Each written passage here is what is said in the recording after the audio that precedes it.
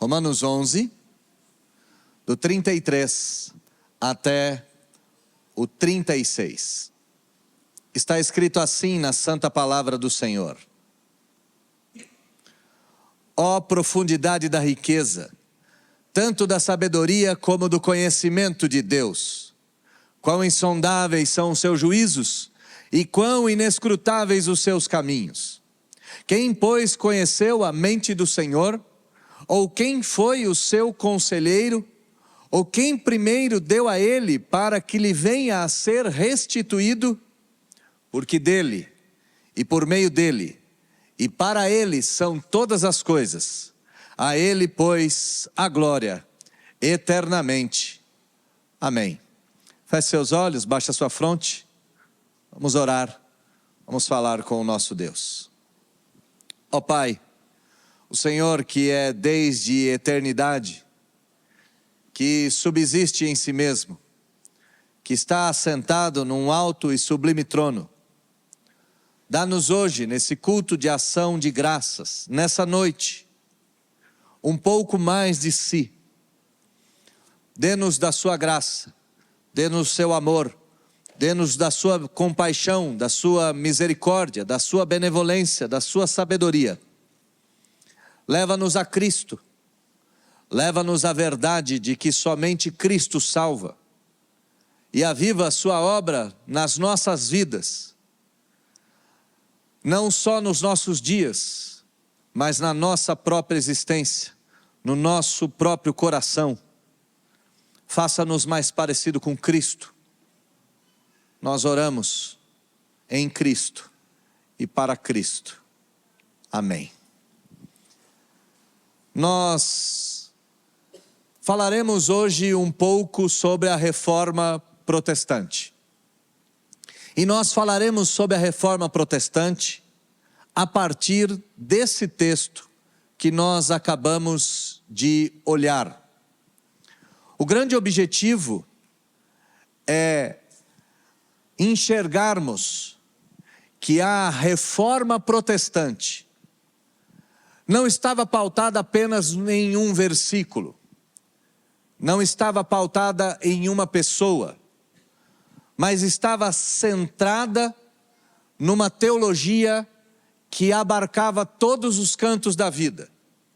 Uma teologia que envolvia o culto, a religião, a adoração, a igreja, a economia, a sociedade e todas as coisas que o homem poderia tocar ou que o homem poderia saber.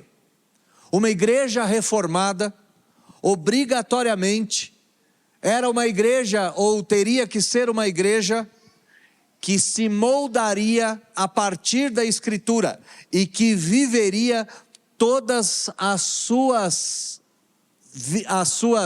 relações da vida a partir das Escrituras. Um reformador disse certa vez: as Escrituras emanam de Deus, e a partir das Escrituras podemos viver para Deus.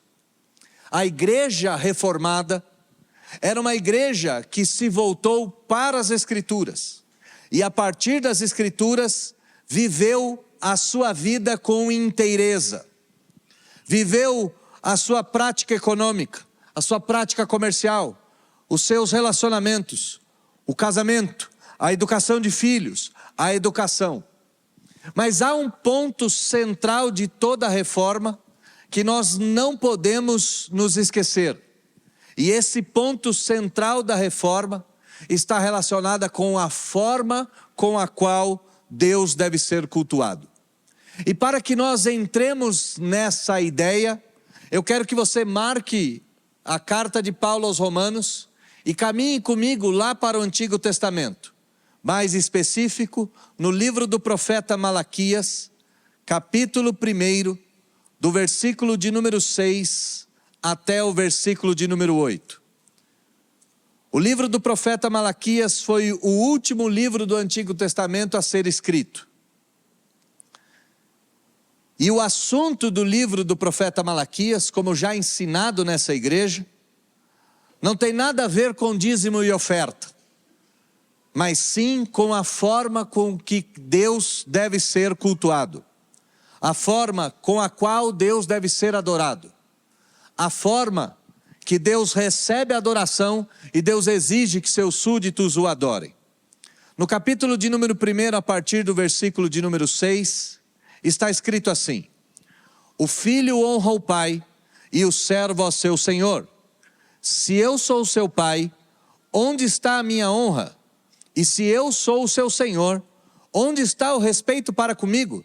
Diz o Senhor dos exércitos a vós outros, ó sacerdotes que desprezais o meu nome. Mas vós dizeis: em que nós desprezamos o teu nome? Ora, ofereceis sobre o meu altar pão imundo, e ainda perguntais: em que te havemos profanado? Nisto que pensais, a mesa do Senhor é desprezível. Quando trazeis animais cegos para o sacrificardes, não é isso mal? E quando trazerdes o coxo ou o enfermo, não é isso mal? Perceba algumas verdades que estão contidas nesse texto. A primeira verdade que nós podemos aduzir do texto, é que o culto é sempre para Deus. O culto não pode ser feito para o homem. O culto não pode ser feito para a religião. O culto não pode ser feito para o dinheiro. O culto não pode ser feito para uma instituição. O culto bíblico é um culto feito para Deus. E esse culto feito para Deus tem que agradar única e exclusivamente o Senhor Deus. Perceba uma coisa que é muito sutil, mas muito perigosa. Nós não podemos oferecer para Deus alguma coisa que simplesmente nos agrade. Se o culto é para Deus, o alvo do agrado deve ser aquele que está sendo cultuado. Deus deve ser agradado. Deus deve ser satisfeito. Deus deve ser adorado. Deus deve ser elogiado. Deus deve ser glorificado. Deus deve ser magnificado. E somente Deus deve receber honra, glória e louvor.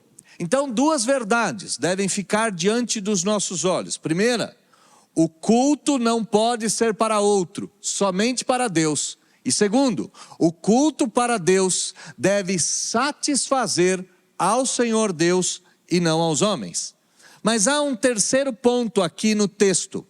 Olha comigo o versículo de número 7.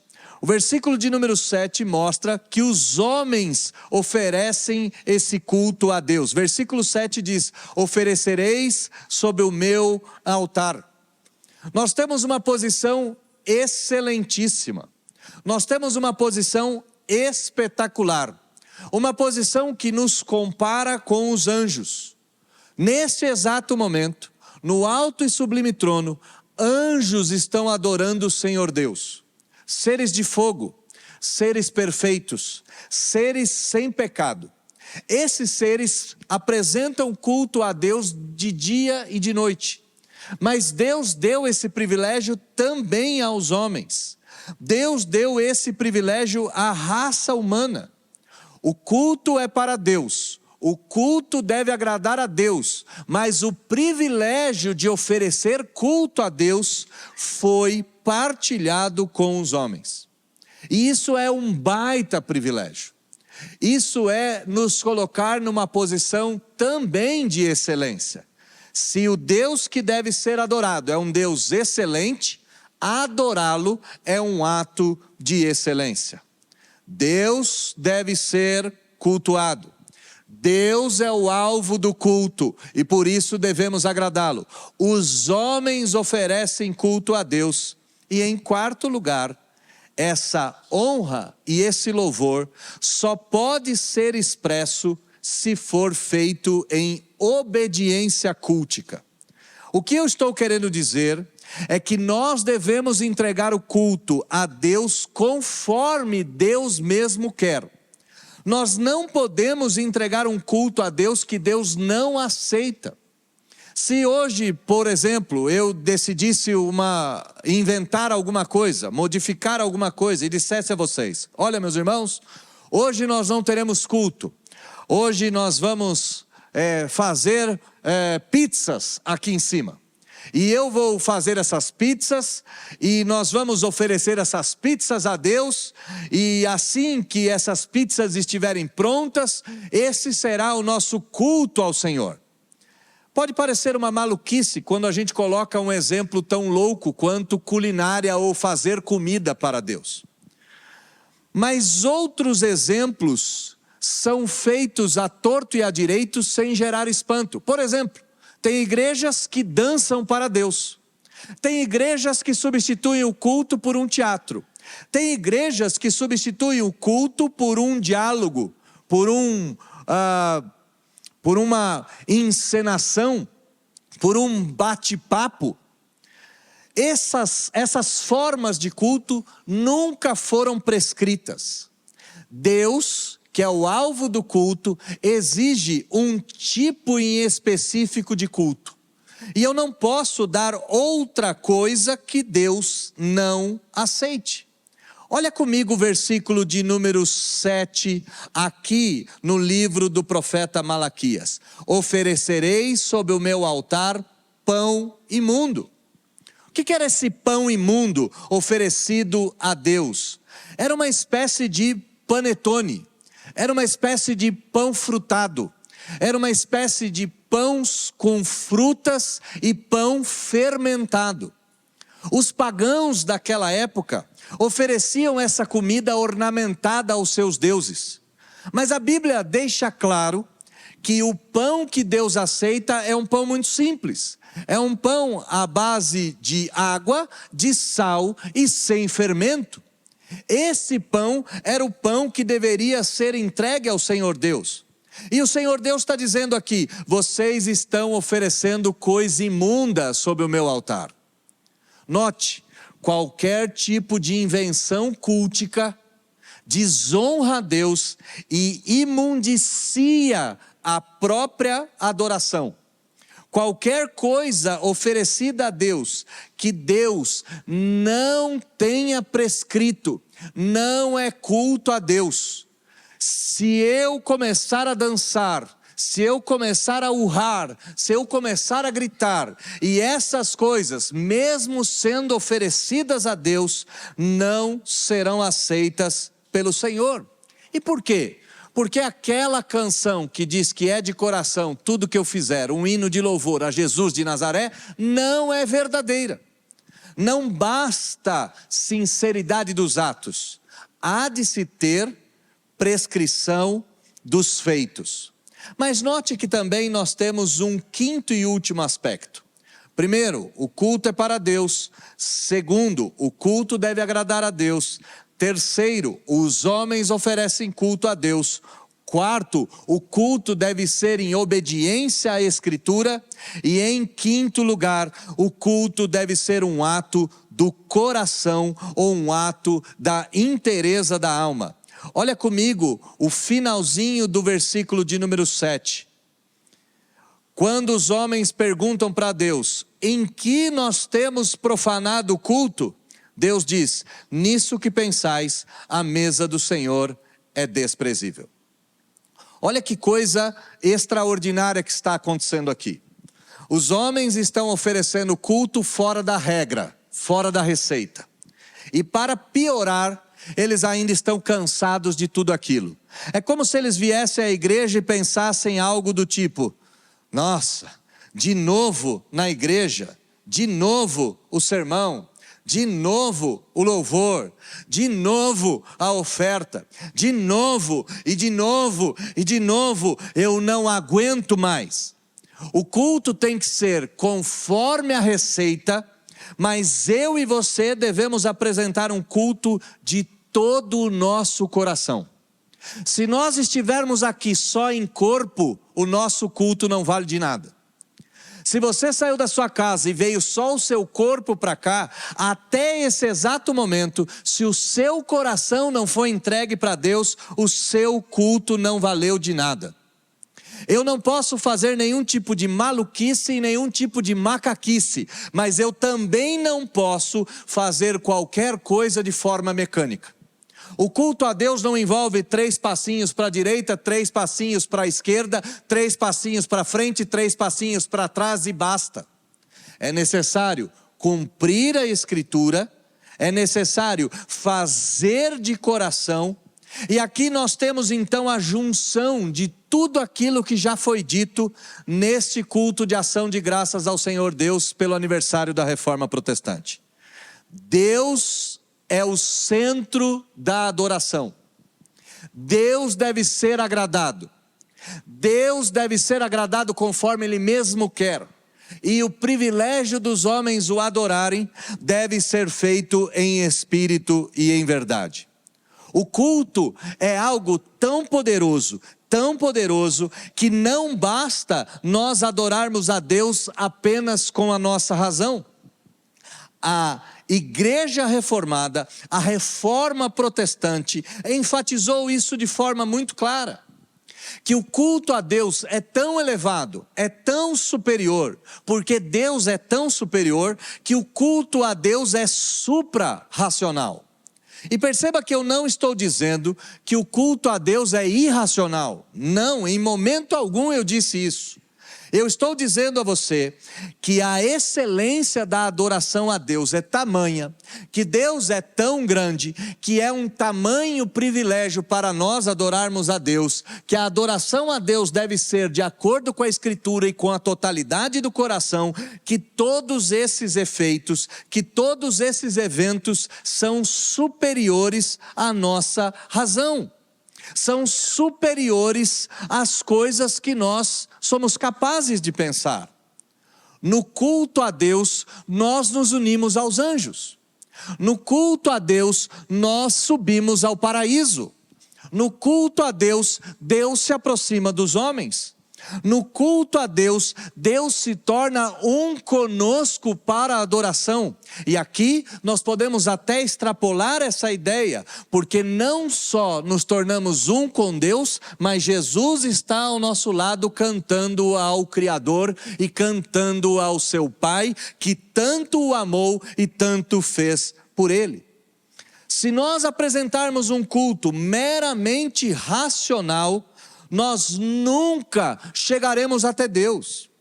A nossa razão é afetada, a nossa razão é maculada, a nossa razão é incapaz de tocar em coisas tão celestiais quanto estas e de se aproximar tanto de Deus como num culto de adoração.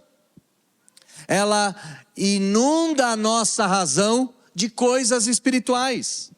Ela avança sobre a nossa razão e ela envergonha a nossa razão, nos levando a um senso supra-racional. Bom, eu introduzi tudo aquilo que eu vou falar nessa noite.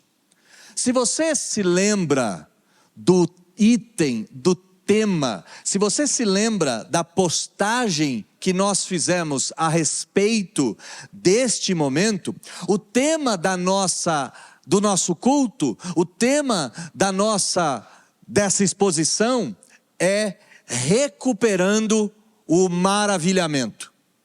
Só existe uma forma da gente adorar a Deus, sabendo quem Ele é, de acordo com a Bíblia, com todo o nosso coração, não sendo escravos da razão, mas também não sendo irracionais, que é recuperando o maravilhamento, recuperando o deslumbramento, recuperando esse aspecto de transformar homens em semelhança aos anjos e transformar um espaço de pedra, areia, cimento e cal numa antessala da eternidade. E talvez você não consiga compreender essa palavra deslumbramento ou maravilhamento. Deslumbramento, maravilhamento é o estado de espírito de quem é tomado por viva adoração. É uma sensação de encantamento. É um brilho que excede aos demais brilhos. é um estado superior da alma. É aquilo que provoca fascínio e adoração. É aquilo que provoca maravilhamento, encantamento, êxtase e sedução. Para a gente dar um exemplo claro, é um pôr do sol magnífico visto do alto de uma montanha. É a brisa do mar quando a gente está se aproximando da praia. É o alto da montanha quando os primeiros raios do amanhecer aparecem ou a penumbra da noite começa a tomar conta. É aquele uau que a gente faz diante da cachoeira. É aquela sensação do queixo cair e da boca ficar aberta. É aquela sensação que o nosso coração começa a bater mais forte, gela a nossa barriga e a única coisa que a gente é capaz de fazer é secar a baba ou fechar a boca, porque a nossa boca e o nosso queixo está caído. Esse é o senso do deslumbramento. Volta comigo em Romanos capítulo de número 11, onde nós começamos a nossa história. Lá Romanos capítulo de número 11 começa dizendo: ó profundidade da riqueza, tanto da sabedoria como do conhecimento de Deus. Quão insondáveis são os seus juízos e quão inescrutáveis são os seus caminhos. Quem, pois, conheceu a mente do Senhor? Ou quem foi o seu conselheiro? Ou quem primeiro deu a ele para que lhe venha a ser restituído? Porque dele, por meio dele e para ele são todas as coisas, a ele, pois a glória eternamente. Amém. O que vem ser esse senso do deslumbramento no culto ao Senhor? Paulo foi o maior escritor do Novo Testamento.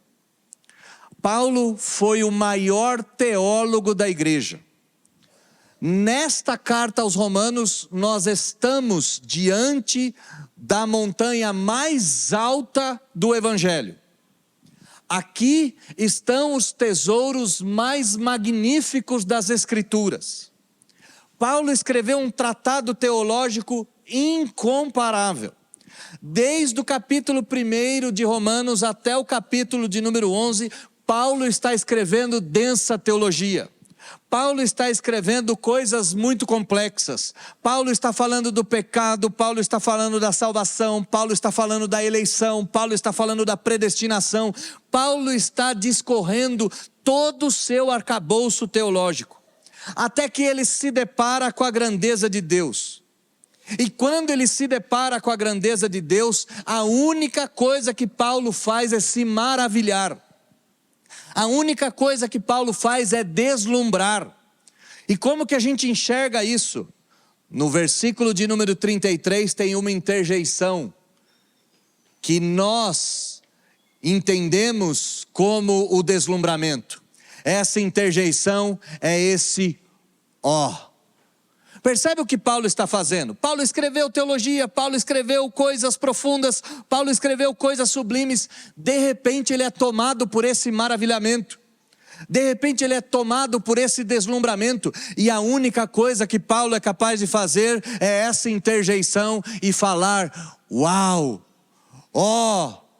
Paulo fica de queixo caído, Paulo fica de boca aberta, Paulo não é mais capaz de articular pensamentos e de descrever teologia.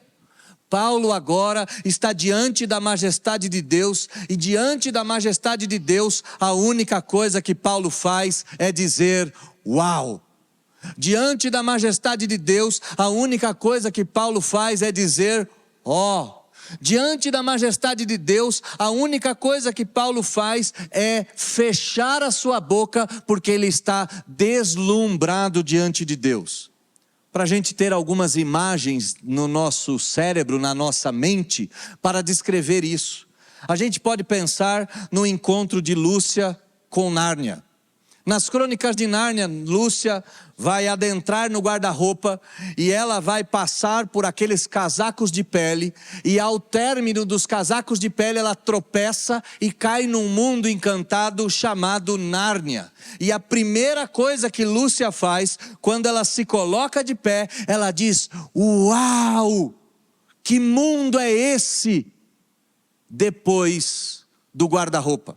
Mas você pode ter uma outra cena. Assim que Lúcia começa a explorar Nárnia, aparece o Senhor Túminos diante dela. E o Senhor Túminos é um animal mitológico. O Senhor Túminos é um ser espetacular. E quando há o encontro de Túminos com Lúcia, ambos olham um para o outro e dizem: uau! Túminos olha para ela e diz: você é uma filha de Eva. E ela diz: e você, o que é? Tendo essas patas de animal e o corpo de seres humanos. Você pode pensar também no encontro de Frodo em Valfenda. No Senhor dos Anéis, Frodo é levado desacordado para Valfenda, e quando ele acorda, ele vê todos os seus amigos, e a única coisa que Frodo faz é: uau, onde eu estou? Mas talvez você não conheça nada de Nárnia, você não conheça nada do Senhor dos Anéis, mas você conhece da Cinderela.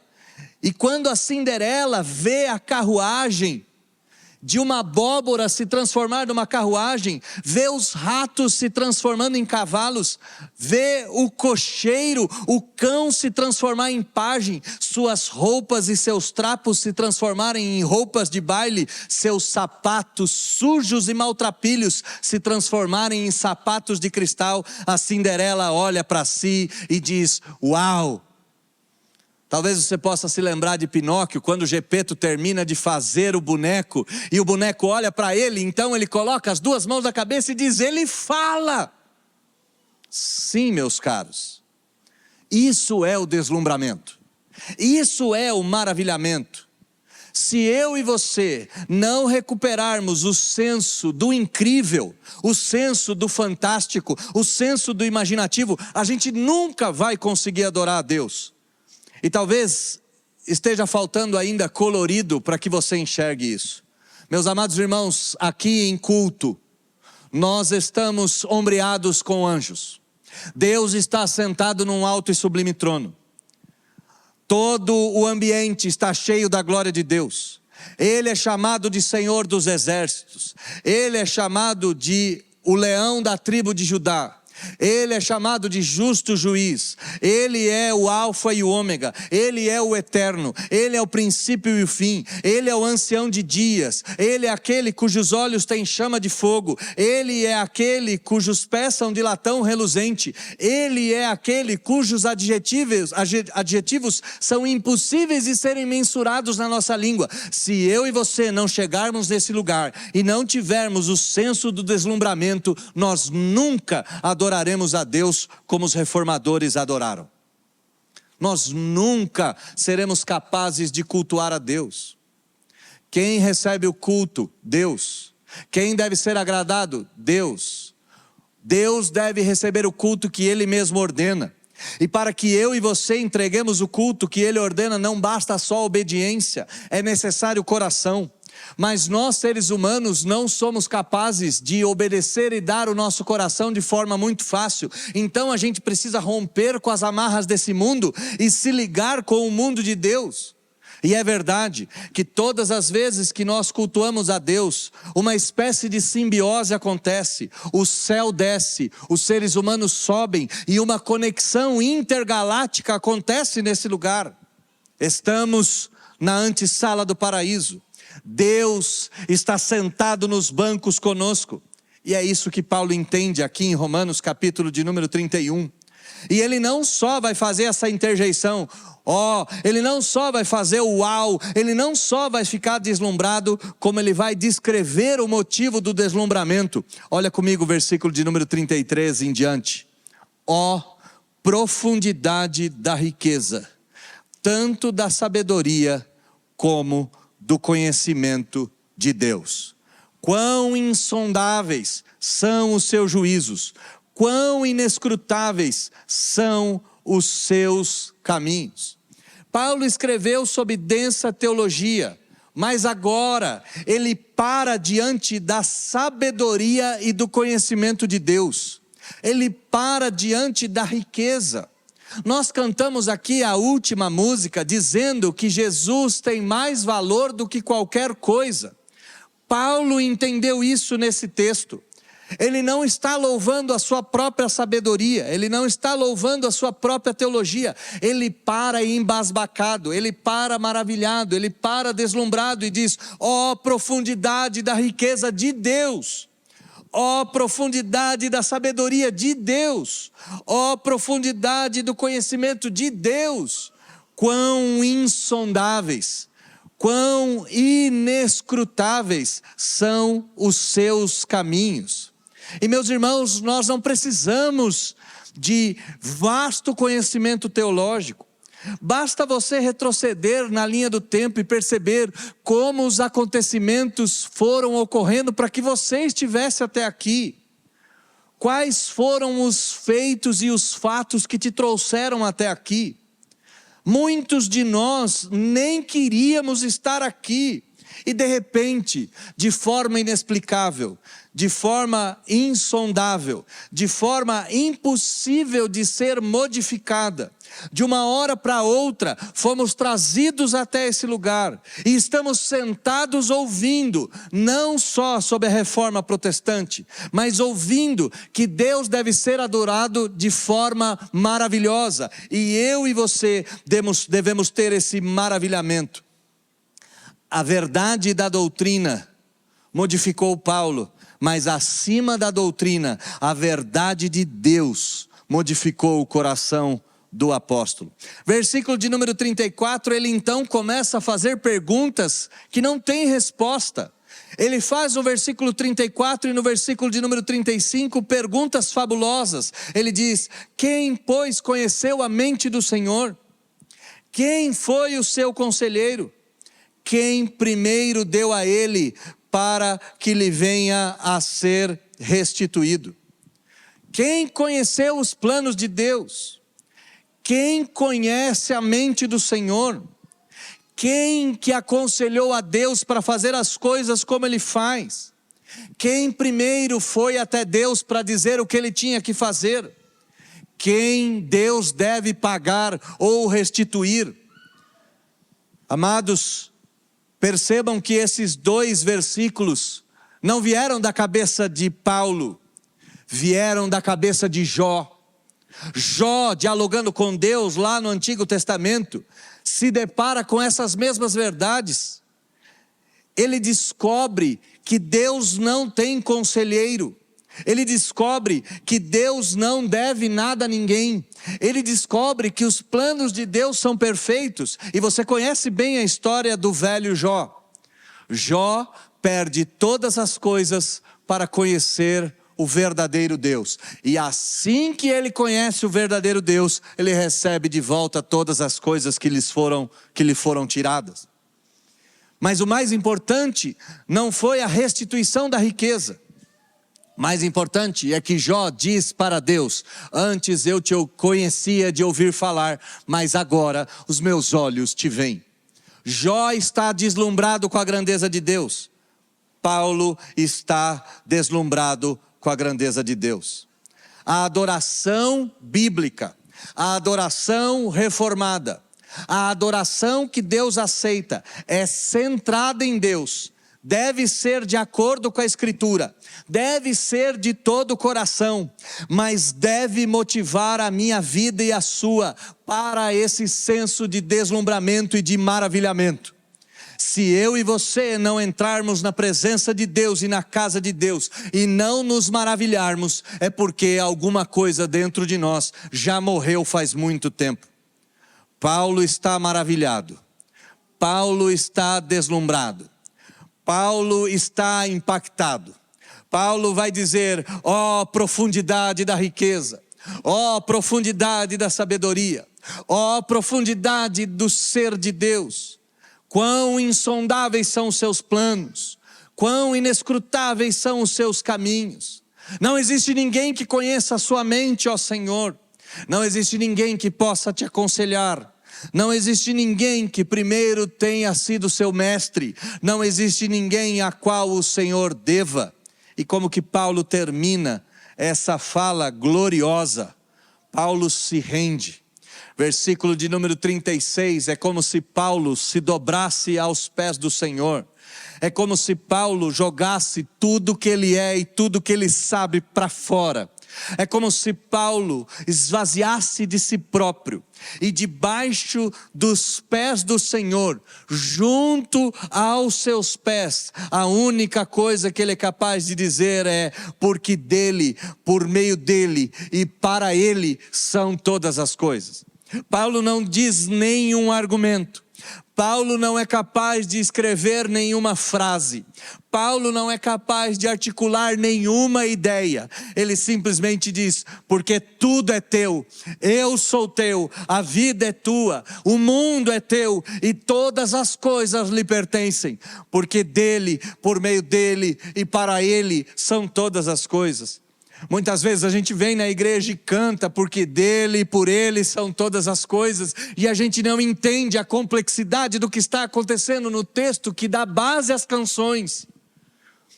Paulo está deslumbrado, Paulo está maravilhado, Paulo está impactado, Paulo está com o coração derretido, com os olhos cheios de lágrima, com a boca aberta e com um sorriso na alma inexplicável.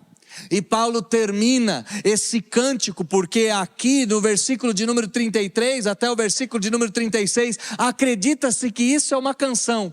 Paulo vai terminar essa canção, esse maravilhamento, essa adoração, esse êxtase, esse deslumbramento, esse encontro do céu com a terra, esse encontro do homem com Deus, esse encontro do finito com o infinito, esse encontro do perecível com o eterno. Ele vai se render e dizer: a Deus pois a glória eternamente, amém. Eu percebo essa cena, Paulo dizendo amém e caindo no chão, sem ter mais um pingo de forças, porque ele está diante do Rei da Glória.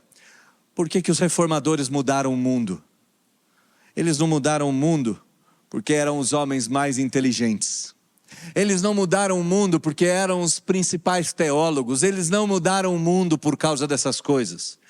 Eles mudaram o mundo porque eles recuperaram um senso de maravilhamento e de deslumbramento diante de Deus, que durante muitos séculos havia se apagado. Você sabe por que hoje em dia eu e você vivemos um evangelho frio, vivemos uma religiosidade morta, vivemos uma comunhão que não gera impacto nem na nossa vida e nem na vida dos outros? É porque eu e você perdemos o senso do divino. Eu e você nos esquecemos que Deus está aqui. Eu e você nos esquecemos que é um privilégio adorar a Deus. Eu e você nos esquecemos que o céu desce e a igreja sobe. Eu e você nos esquecemos que sem esse esplendor, sem essa adoração, Deus nunca será o nosso Deus. Como é que eu termino esse culto? Eu termino esse culto tentando te dar um lampejo desse senso de maravilhamento. Eu termino esse culto tentando te dar um insight disso, um vislumbre disso, um estalar disso. E eu não consigo, é verdade, eu não consigo abrir o céu para você ver o que está acontecendo. Eu não consigo fazer com que você enxergue anjos, enxergue Deus, enxergue o céu, enxergue a eternidade. É impossível eu fazer esse tipo de coisa.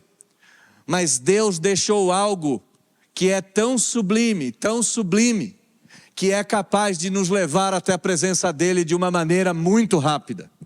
Deus deixou a canção, Deus deixou a música, Deus deixou a poesia, Deus deixou aquele senso de deslumbramento extravasar por meio de notas musicais. E eu aprendi essa semana que do mesmo jeito que Deus escolheu 12 apóstolos para impactar o mundo, Ele escolheu 12 notas musicais para fazer delas a fonte de todas as canções. Deus não poderia brincar de forma tão excepcional com os números como ele fez com os apóstolos e com a música. Ambos 12 impactaram o mundo. Ambos 12 geraram o deslumbramento. Ambos 12 maravilharam pessoas, não porque eles eram sublimes, mas sim por causa da sublimidade de Deus. Eu termino esse culto te convidando para cantar. Eu termino esse culto chamando o grupo de cântico para adorarmos a Deus. Eu termino esse culto te convidando para cantar esse trecho das Escrituras. Mas eu não quero que você cante esse trecho das Escrituras do mesmo jeito que você cantou até hoje. Eu não quero que você olhe para esse texto com a mesma frieza com que você olhou até hoje. Eu quero que pela primeira vez na vida você se deslumbre com o que está escrito. Você se deslumbre com o próprio Deus. E você o adore em espírito e em verdade. A reforma protestante foi a recuperação de uma adoração verdadeira e fervorosa ao Senhor Deus. Que hoje seja o primeiro dia ou o primeiro passo de uma recuperação, de uma adoração fervorosa ao nome do nosso Deus. Se coloque em pé, vamos cantar, vamos adorar o Senhor juntos, vamos bendizer o seu santo nome, cantando uma canção que é inspirada nesse texto. Aliás, cantando uma canção que é esse texto. E nós vamos cantar esse texto. E eu espero que o mesmo Espírito que colocou Paulo maravilhado, toque o seu coração e a sua vida e te gere esse senso de maravilhamento. Vamos cantar deslumbrados com a glória de Deus. Vamos cantar adorando o Deus de toda a glória. Vamos cantar adorando o Deus que tem em si mesmo todos os motivos para nos deslumbrar e para nos maravilhar. Cantemos ao Senhor.